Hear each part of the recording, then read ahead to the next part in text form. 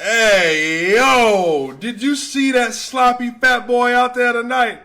Did you see that sloppy fat boy out there tonight? Giving him almost a triple-double with 33, 10, and 7 on 13 to 20 shooting tonight with 2 blocks and 2 steals. I heard somewhere around the way, somewhere down in that Miami, somewhere down in that Florida, somebody said that the MVP of the NBA is a sloppy fat boy. And I just gotta say, I mean, my dude look like he in pretty good shape to me.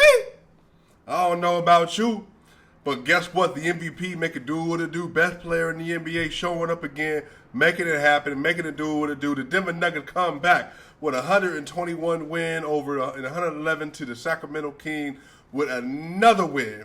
Finally, putting one in the column against their arch nemesis, apparently, the Sacramento Kings, who swept them last year. Y'all, what's good? I'm SwipaCam. Welcome to the channel. Y'all, go ahead and hit that subscribe button. I got a challenge for us. We are 2,500 subscribers away from 10,000. How soon can we get there? Let's do it. A lot of y'all ain't hit that subscribe button yet. What are you waiting on? Hit that subscribe button, y'all. We going to Serbia. Let's get to 10K now. Let's start today. Let's get there now, y'all. But let me go ahead and talk about this game. By the way, Merry Orthodox Christmas for those of you that are celebrating. Merry Orthodox Christmas on January 7, 2022. And man, what a way to start off the year with nothing better than Christmas gift from the MVP, Nikola Jokic himself. Again, 34 minutes, 33 points, 10 rebounds, 7 assists, 13 to 20 from the field, 3 of 6 from the three-point line, only 4 of 8 from the free throw line, but 2 blocks and 2 steals tonight. Utterly dominant performance for the MVP tonight. Now, here's the thing. When Jokic came into the game, we figured, like, look, Serbian Christmas, we're going to see what it do. And he came out with a mission tonight. In the first quarter, he had 8 points, 3 assists, like 4 or 5 from the field. He was running up and down the court. I think one of the things that a lot of, because y'all know I listen to the other team commentator. I like to see the storyline. I want to know about their players. I want to know what they think about the Nuggets. I want to hear what they're listening to, what they're researching. And it's funny because when Jokic is running up and down the court, oftentimes people are surprised because they're like, he's not known to be a quick-footed man. He's a slow-footed player. He plays at his own pace. He plays a slow game, methodical, half-court offense kind of thing. And people get really surprised when he runs centers down the court. It don't matter if it's Clint Capella. It don't matter if it's Anthony Davis. It don't matter if it's Alex Lynn, Damian Jones, or even Rashawn Holmes. Jokic will outrun your center to the bucket because he understands angles and passing lanes so well that he knows that if he beats you to a spot, there's nothing you can do. You can get a finger roll, get a dunk, get an assist out to the three-point in the corner. Who knows? Y'all, by the way, Alvin Gentry, who I love, great coach.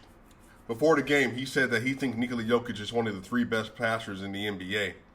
And Miroslav, shout out to the homie Miroslav, basically, was like, the same thing I said. I was like, wait a minute, who's better?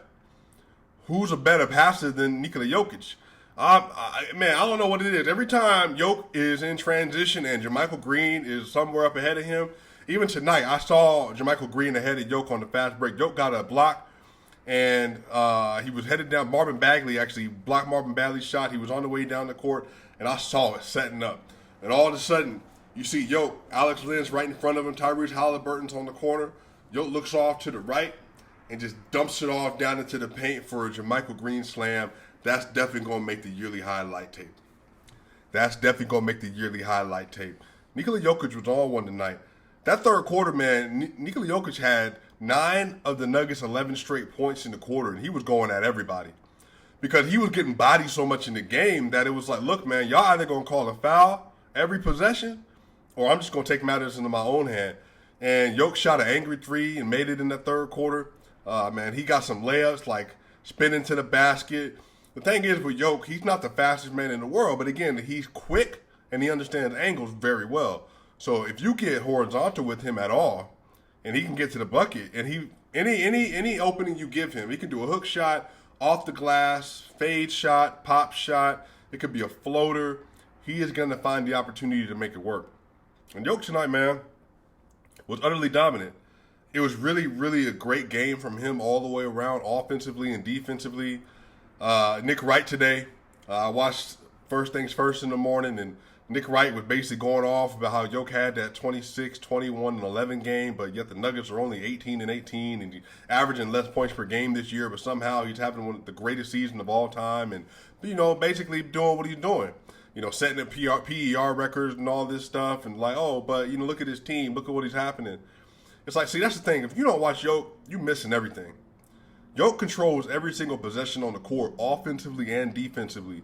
And Jokic has literally been making it all work with people going in and out of the lineup all year. Will Barton, hot or cold, hit or miss, especially the last 20 games or so. Facundo Campazzo, first 10, 12 games of the year, was terrible. Monte Morris, out because of COVID. Aaron Gordon, he was out for a little bit with a hamstring injury. Don't have Jamal Murray. Don't have Michael Porter Jr. Don't have P.J. Dozier. Again, Jeff Green just got back today. Shamichael Green was out for a little bit. Zeke Nnaji's been out. Bones Highland has been out. Who's been his running mate? Who's been his second best player? It's been Aaron Gordon, obviously. Aaron Gordon's not an all-star player. So he's doing this. And Andy Bailey, definitely go follow Andy Bailey. Definitely follow Andy Bailey if you haven't had an opportunity to. He works and writes for Bleacher Report. He put out basically this chart showing you where every player is ranked in the NBA. And per all the metrics put together, Jokic is ranked the number one player in the NBA with all the metrics combined. But he doesn't have a single other player on the team that's ranked within the top 100 other than him. Jokic is making it all work. 19 and 18, despite all the stuff that's happening. Despite all the injuries, all the COVID protocol stuff, he's doing it.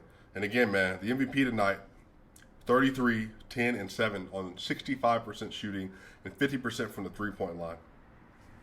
Can't say much other than that. Aaron Gordon tonight had 10 points, 3 rebounds, and 3 assists. 4-7 from the field, 0-1 from the three-point line, and 2-2 from the free throw line with a steal. Only 1 turnover tonight. Aaron Gordon was really good. He bodied up. And as a matter of fact, this speaks to Aaron Gordon tonight. This is how you know he had an effective night. Harrison Barnes had 9 points on 3 of 8 shooting. And then off the bench, Buddy Hield had 7 points off 2 of 9 shooting. Who's their main matchup? It's Aaron Gordon. Aaron Gordon outperformed him offensively, and he also locked down defensively today. And that's what you want from him. That's what you need from him. When Aaron Gordon plays that way, you know it's going to be a good night. If Aaron Gordon's giving you 10, 3 and 3, 12, 4 and 5, 14, 6 and 6, great game offensively. But if he's holding your non-star level players to terrible efficient nights, great. If he's making your stars work all night, great. That's a great game for Aaron Gordon. Aaron Gordon showed out today. Good game for him. Monte Morris, 13 points, 3 rebounds, and 4 assists, 5 of 11 from the field, 1 of 3 from the three-point line, 2 of 5 from the free throw line. The Nuggets did not make their free throws tonight. Matter of fact, the Denver Nuggets tonight shot 15 of 24 from the free throw line. Otherwise, they won by 10. They could have won by 19, 20 points.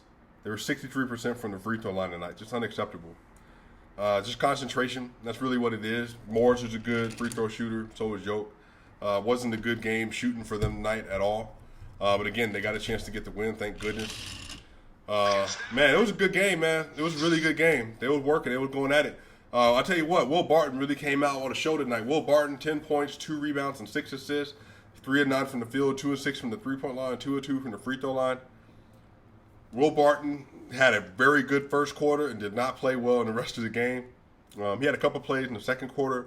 I think it's Will Barton's legs. I think it's just as he goes further in the game, he's just not able to put it together all the time. He just turned 31 years old as well, so he's not like in the NBA terms super young. But at the end of the day, I think when he needs to be big and clutch time moments, he can do it. We've seen him do it, but if you're looking for that consistency throughout the game. Oh, by the way, I made this point on Twitter. I think that Jamal Murray being out has inadvertently hurt Will Barton, and this is what I mean. This is why. What's happened is that Will Barton has had to grow into a role that not necessarily is for him, but also maybe to his own detriment. Because when Jamal Murray is the primary ball handler, he's controlling most of the possessions that Jokic's not touching the ball. And then on top of that, he's also taking the second most shots on the team. Falling underneath that is going to be Michael Porter Jr., then it's going to be Will Barton. But the problem is now Will Barton has had to up his output, which also means his efficiency has dropped and his turnovers have increased. You see, one thing about basketball, you all, remember what I say about Nikola Jokic last year. He plays like water. Nikola Jokic adjusts to every situation. He adjusts to every scenario. He never gets caught up in a bind. Whatever your defense is doing, man, zone, double team, trap, late trap, early trap, whatever it is, high key, low key, when he's on the post, when he's in the corner, when he's on the wing, screen and roll, don't matter. Water. He's always going to adjust. Will Barton is not water. Will Barton is a role player, meaning he's supposed to have a very defined role in the team. But when he gets outside of that, that's when a lot of you all don't like the way he plays. And that's when you start to complain. Because there are certain things that he needs to be doing that he doesn't focus on all the time. But Will Barton, I think when Murray comes back, that's going to help his game a lot. Jermichael Green rather, had 13 points, 9 rebounds, and 6 of 8 shooting, 1 of 3 from the three-point line. And he also had +2, one of the best games in a while. He's shooting so much better over the last month. Really good game from him. Sorry, y'all. My dog is Putin, and it smells terrible. Sorry, had to make sure. Facundo Campazzo tonight, 25 minutes, 6 points, 3 rebounds, 7 assists, 2 of 6 from the field, 0 of 3 from the three-point line, 1 block, a steal. He was a +2 tonight, had some great passes, played great defense, had another great block to end the game tonight. He has 17 blocks on the year, I think, something crazy. Austin Rivers, 17 minutes, 2 points, 1 of 3, 0 of 2. He was a +15, not much on offense, played good defense. Jeff Green tonight, off the bench, 16 minutes, 18 points, 3 rebounds, 1 assist, 7 of 9 from the field, 1 of 3 from the three-point line, 3 of 3 from the free throw line, 1 block. He was a +15 tonight. Bones Highland, 13 points, 5 rebounds, 3 assists, 5 of 11, 3 of 6 from 3, 1 block, also a +10. Zeke Nnaji, 3 points, 3 rebounds, 101, 101, 0 of 2, but a +6. The Denver Nuggets bench, they didn't win the game, but they cleared the game. Let me say it like that. Yoke has a bunch of performances that were wasted this year by losses because no one else showed up, and the bench especially was terrible. But the bench tonight, against a bad team, showed up, and they were good. And this is what happens. You get double-digit wins. If Yoke gets help like this, the Nuggets win by 10 points. The problem is he doesn't get help like this almost ever. So that's why they're 19 and 18. The Denver Nuggets, man, like I said, y'all, like easily could have over 22, 23, 24 wins right now. Just bad losses. But that's what happens when your bench doesn't play well. They play well, you win. Bones Highland had a back-to-back three-point sequence today in the game. It was amazing.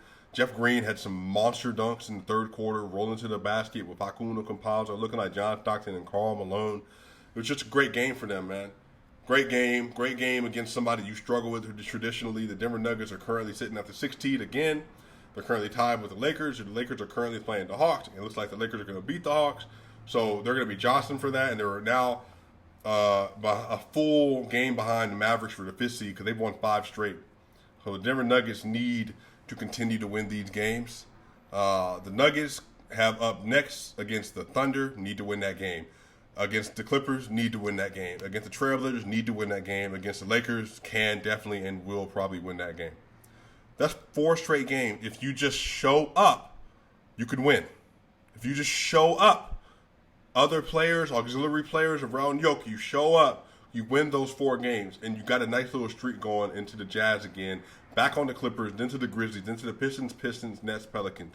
They could easily win. They got 1, 2, 3, 4, 5, 6, 7, 8, 9, 10, 11, 12. They could easily win 8 of those games. But will they do it? Anyway, you all, make sure you subscribe to the Swipin with Swipin podcast. Another podcast coming out this weekend. Another episode 3. Follow me at SwipaCam on Twitter. Hit the subscribe button. Let's continue to build this community up. Let's get to 10,000 soon, you all, so we can continue to turn it up. Y'all, Swipin gang, I'm out. I'm going to see y'all soon.